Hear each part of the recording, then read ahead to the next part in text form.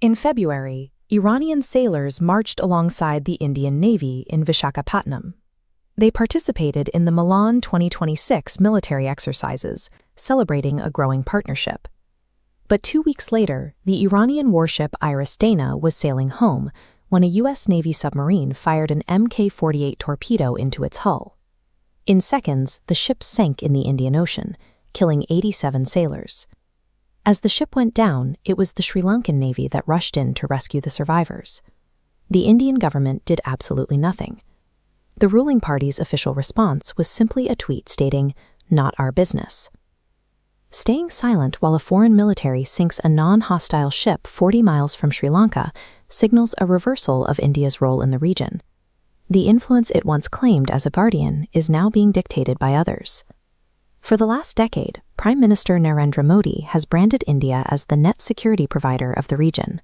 He has repeatedly called the Indian Navy the guardian of the Indian Ocean, yet an allied vessel, returning from India's own flagship naval exercise, was obliterated in that very ocean without India's permission or prior knowledge. When a supposed regional guardian refuses to speak up against an unprovoked attack in its own waters, the title becomes meaningless. India's strategic autonomy is now being weighed against its proximity to American and Israeli interests.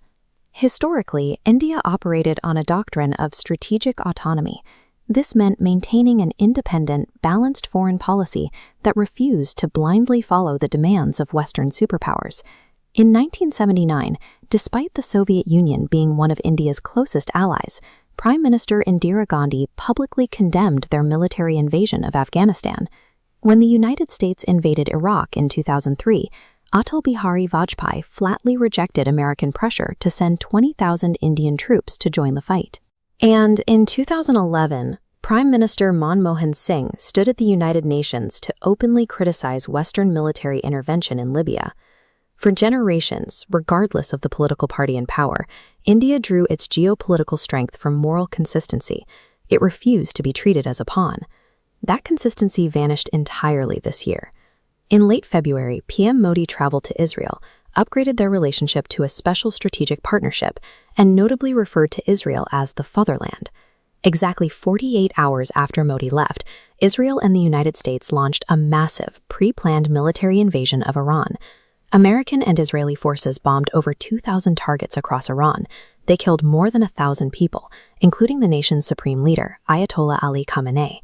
When Iran had previously launched minor retaliatory strikes against Gulf nations, Modi posted a series of tweets aggressively condemning them. But as American bombs rained down on Tehran, his administration stayed completely silent. Opposition leaders point to a specific reason for this sudden pivot. They suggest Donald Trump is actively blackmailing the Modi administration, using massive corruption charges against Indian billionaire and close Modi ally, Gautam Adani. This departure from 70 years of diplomatic independence leaves India's leadership facing accusations of prioritizing political survival over the national interest. When historic moral consistency is traded for silence, the nation's global voice is the first thing to disappear. The United States expected the assassination of Khamenei to force a swift Iranian surrender. Instead, the conflict immediately expanded as Hezbollah joined the fight as an Iranian ally. This map shows Iran's countermove, shutting down the Strait of Hormuz and threatening ships passing through. This single blockade physically halts 20% of global oil consumption. For India, it instantly cuts off 55% of Middle Eastern oil imports. Unlike China, India lacks a robust strategic oil reserve to weather a shock like this. The Modi administration recently admitted the country only holds enough backup oil to last 25 days. By failing to push back against a foreign war in its own neighborhood, the Indian government has directly engineered a domestic energy emergency for its own citizens. To stave off total economic collapse, the United States issued a public statement officially granting India permission to buy sanctioned Russian oil for a 30-day period. A historically proud superpower now has to ask Washington for a hull pass just to keep its economy running and fuel its own infrastructure. And the situation is only getting more dangerous. The CIA is currently trying to arm rebel Kurdish groups to overthrow the Iranian government, the exact same strategy that led to the creation of ISIS in Iraq and Syria.